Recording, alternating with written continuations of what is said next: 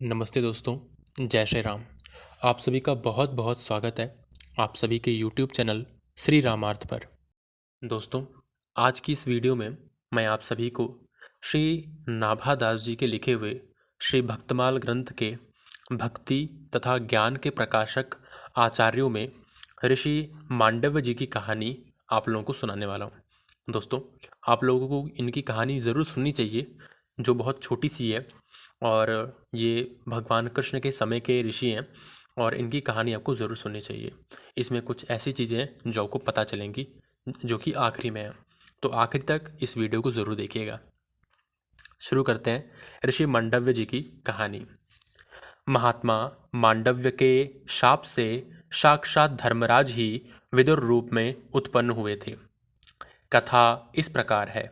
एक बार राजपुरुषों द्वारा पीछा किए जाने पर बहुत से चोर चोरी का माल महर्षि मांडव्य जी के आश्रम में रखकर स्वयं भी वहीं छिप गए। मुनि ध्यानस्थ थे। उन्हें इस बात की किंचित जानकारी नहीं थी, अतः राजपुरुषों के पूछने पर उन्होंने कुछ नहीं कहा। तब उन राजपुरुषों ने आश्रम में खोजबीन प्रारंभ की, तो चोर एवं चोरी का माल दोनों ही बरामद हुए। फिर तो उनका मुनि पर भी संदेह हो गया और चोरों के साथ उन्हें भी राजा के सन्मुख पेश किया गया। राजा ने शूली पर चढ़ा देने का हुक्म दे दिया। अन्य चोर तो तत्काल मृत्यु को प्राप्त हो गए, परंतु महामुनि मांडव्य शूली के अग्रभाग पर बैठे हुए तप ही करते रहे। बहुत दिनों तक इस प्रकार तपोधन मुनि को शूली पर बैठे देखकर राज कर्मचारियों ने जाकर राजा से यह सब समाचार निवेदन किया। राजा तत्काल ही दौड़े आए और विविध प्रकार से अनुनय विनय कर अपराध के लिए क्षमा याचना करते हुए मुनि को शूली से उतार दिया।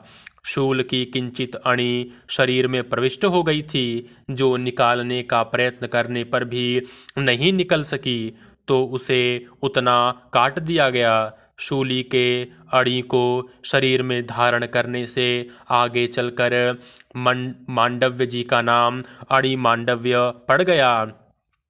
एक बार महर्षि ने धर्मराज के पास जाकर उन्हें उलाहना देते हुए कहा, मैंने अनजाने में कौन सा ऐसा पाप किया है जिसके फल का भोग मुझे इस रूप में प्राप्त हुआ।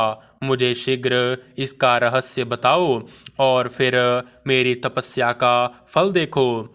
धर्मराज ने कहा, आपने बाल्यावस्था में एक पतंगे के पुच्छ भाग में सींक चुबो दिया था, उसी का यह फल मिला। ऋषि ने कहा, एक तो बाल्यावस्था में धर्मशास्त्र का ज्ञान नहीं होता, दूसरे तुमने थोड़े से अपराध में मुझे बहुत बड़ा दंड दिया है। यहाँ पर ऋषि कहते हैं कि 12 साल से कम आयु की व्यक्ति को जो है ज्ञान नहीं होता कि क्या करना चाहिए और क्या नहीं, अतः मैं तुम्हें शाप दूंगा। धर्मराज ने कहा कि यदि आप मुझे शाप ही देना चाहते हैं तो कृपा कर राजा, दासी पुत्र एवं चांडाल होने का शाप न दीजिएगा। मुनि ने क्रुद्ध होकर क्रोध में आकर कहा, तुम तीनों हो जाओ। इसी शाप के फलस्वरूप धर्मराज ने राजा युधिष्ठिर के रूप में पांडवों के यहाँ ज्येष्ठ पुत्र होकर जन्म लिया और दूसरा दासी पुत्र विदुर बनकर जन्म लिया और तीसरा सौपच्च भक्त के रूप में जन्म लेकर मुनि के शाप को सफल किया।